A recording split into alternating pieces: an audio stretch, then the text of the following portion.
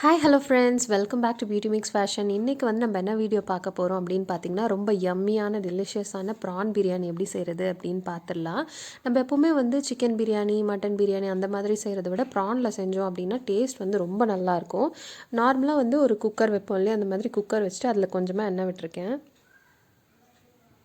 அதில் வந்து இந்த பிரியாணி இலை, பட்டை, லவங்கம், கிராம்பு அதெல்லாம் சேர்த்து நம்ம ஆட் பண்ணியாச்சு. அந்த ஸ்டார் அனஸ் அதெல்லாம் வந்து நம்ம எவ்வளோ தேவையோ அவ்வளோ ஆட் பண்ணிவிட்டு, நான் வந்து ஒரு 3 மீடியம் சைஸ் ஆனியன் வந்து நல்லா சின்ன சின்னதாக அறுத்து வச்சுருக்கேன். ஸோ அதை போட்டுடுறேன் நான். ஸோ அதை போட்டுட்டு அதை நல்லா வதக்கி விட்டுறலாம். இப்போ வந்து நான் கொஞ்ச நாளைக்கு முன்னாடி நான் வந்து கம்யூனிட்டியில் கேட்டிருந்தேன், இந்த மாதிரி ஷாப்பிங் ஹால்ஸ் எந்த மாதிரி டைப் ஆஃப் வீடியோஸ் நிறைய எதிர்பார்க்குறீங்க அப்படின்னு சொல்லிட்டு. எனக்கு வந்திருந்த அந்த ஓட்ஸில் வந்து மோஸ்ட் ஆஃப் த ஓட்ஸ் வந்து பார்த்திங்கன்னா ஷாப்பிங் ஹால்ஸ் தான் கேட்டிருக்கீங்க. ஸோ நான் இப்போ நான் அப்கமிங் வீடியோஸில் வந்து நிறைய ஷாப்பிங் ஹால்ஸ் வந்து நான் உங்களுக்கு இன்க்ளூட் பண்ணுறேன். வர நெக்ஸ்ட் வீடியோலேருந்து நான் ஷாப்பிங் ஹால்ஸ் இன்க்ளூட் பண்ண ட்ரை பண்ணுறேன். நிறைய ஷாப்பிங் ஹால்ஸ் பார்க்கலாம்.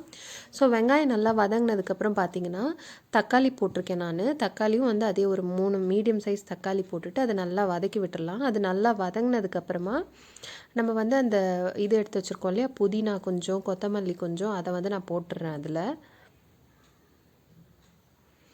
வெங்காயம் தக்காளி போட்டுட்டு புதினா போட்டுட்டு அப்புறமா நீங்கள் இஞ்சி பூண்டு பேஸ்ட் போடுங்க. நீங்கள் ஃபஸ்ட்டே போட வேண்டாம், ஏன்னா பிரியாணிக்கு வந்து அந்த மாதிரி போட்டிங்கன்னா ரொம்ப நல்லாயிருக்கும்.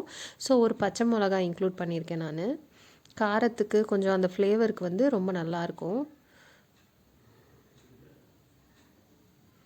ஸோ இப்போ இது நல்லா வதங்கிட்டுருக்கு.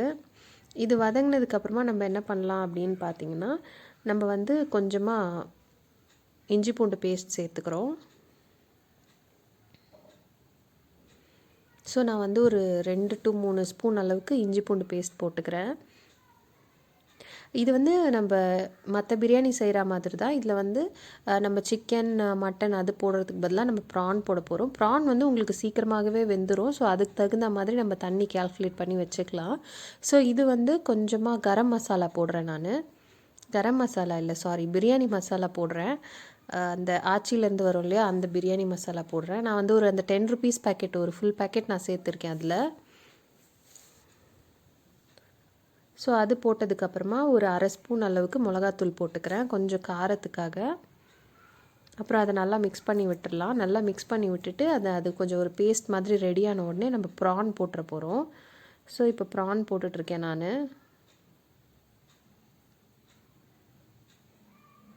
இந்த ப்ரான் போட்டு நல்லா மிக்ஸ் ஆனதுக்கப்புறமா வந்து பார்த்திங்கன்னா நம்ம கொஞ்சம் தயிரும் லெமனும் நம்ம சேர்த்துக்க போகிறோம். ஸோ இப்போ இது ஃபுல்லாக வந்து நமக்கு மிக்ஸ் ஆகிடுச்சு அந்த கிரேவியோட. நான் வந்து ஒரு லெமன் நான் புழிஞ்சு வச்சுருக்கேன். ஸோ அதை நான் வந்து சேர்த்துக்கிறேன். அப்புறமா கொஞ்சம் ஒரு 1/2 கப் அளவுக்கு தயிர் எடுத்து வச்சுருக்கேன். ஸோ அது சேர்த்துக்கிறேன். ஆல்ரெடி லெமனும் உங்களுக்கு புளிப்பு தான், தயிரும் புளிப்பு தான். ஸோ அதனால் பார்த்து அளவாக சேர்த்துக்கோங்க. அது மிக்ஸ் ஆனதுக்கப்புறமா வந்து தண்ணி நம்ம அளந்து எடுத்து வச்சுருக்கோம் இல்லையா, ஸோ அதை வந்து நான் இப்போ சேர்த்துக்கிறேன் இதில். நான் வந்து அன்றைக்கி 2 கப்பு ரைஸ் எடுத்து ஊற வச்சுருந்தேன். ஸோ அதனால் நம்ம வந்து ஒரு 4 கப் தண்ணி ஊற்றணுன்னா போதும். பாஸ்மதி ரைஸ் ரேஷியோ வந்து பார்த்திங்கன்னா 1 கப்புக்கு 1.5 கப் தண்ணி. நான் எக்ஸ்ட்ரா ஒரு கப்பு வச்சுருக்கேன். ப்ரான் வேகிறதுக்காக வச்சுருக்கேன். ஏன்னா நான் விசில் விட போகிறதில்ல, நான் தம் தான் போட போகிறேன். ஸோ அதனால் 4 கப் தண்ணி வச்சுருக்கேன். அது வந்து நல்லா கொதி வந்ததுக்கப்புறமா நம்ம வந்து இப்போ ரைஸ் போட்டுடலாம். தட்டு போட்டு சும்மா மூடி வச்சுருந்தேன். அது கொஞ்சம் நல்லா கொதி வந்ததுக்கப்புறமா நம்ம உப்புலாம் பார்த்துட்டு நம்ம வந்து இப்போ அரிசி போட போகிறோம். ஊற வச்சு கழுவி அலசி வச்சுருந்தேன் இல்லையா, ஸோ ஊற வச்சுருந்த அந்த அரிசி வந்து ஒரு 1/2 hour ஊறிடுச்சு. அதுக்கப்புறமா இப்போ நம்ம வந்து தண்ணியில் போட்டுடலாம். போட்டதுக்கப்புறமா நான் தட்டு போட்டு மூடி வச்சுட்டேன். நல்லா கொதி வந்துருச்சு. அப்புறமா எடுத்து கொஞ்ச நேரம் கழித்து ஓப்பன் பண்ணி பார்த்தாச்சு. இப்போ வந்து ஒரு 75-80% வெந்த உடனே நம்ம என்ன பண்ணலான்னா மூடி தம் போட்டுடலாம். ஸோ இப்போ இந்த அளவுக்கு வந்தது அப்படின்னா போதும் உங்களுக்கு. இதுக்கப்புறமா வந்து ஒரு 2 minutes நம்ம சிம்மில் வச்சுட்டு வேக வச்சுட்டு ஆஃப் பண்ணிவிட்டு நம்ம கல் போட்டு வெயிட் வச்சிடலாம். நீங்கள் எந்த வெயிட் வேணால் யூஸ் பண்ணிக்கலாம். என்கிட்ட அந்த தட்டுற கல் இருந்தது, அதை வச்சு நான் வெயிட் தம் போட்டிருக்கேன். ஸோ இப்போ வந்து பார்த்திங்கன்னா இந்த அளவுக்கு நமக்கு வெந்திருக்கு. நல்லா அரிசி வந்து நல்லா உடையாமல் வந்திருக்கு. ஸோ இப்போ இவ்வளோதான் நமக்கு வந்து யம்மியான டெலிஷியஸான நமக்கு ப்ரான் பிரியாணி வந்து ரெடி ஆயிடுச்சு. ஸோ இப்போ இதை வந்து நம்ம தட்டில் பரிமாறிடலாம். ஸோ இவ்வளோ தான் ஃப்ரெண்ட்ஸ் இந்த வீடியோவில். ஐ ஹோப் உங்கள் எல்லாருக்கும் இந்த வீடியோ பிடிச்சிருக்குன்னு நினைக்கிறேன். மறக்காமல் என்னோட சேனல் லைக் பண்ணுங்கள், ஷேர் பண்ணுங்கள், சப்ஸ்கிரைப் பண்ணுங்கள். Thank you friends. பாய்.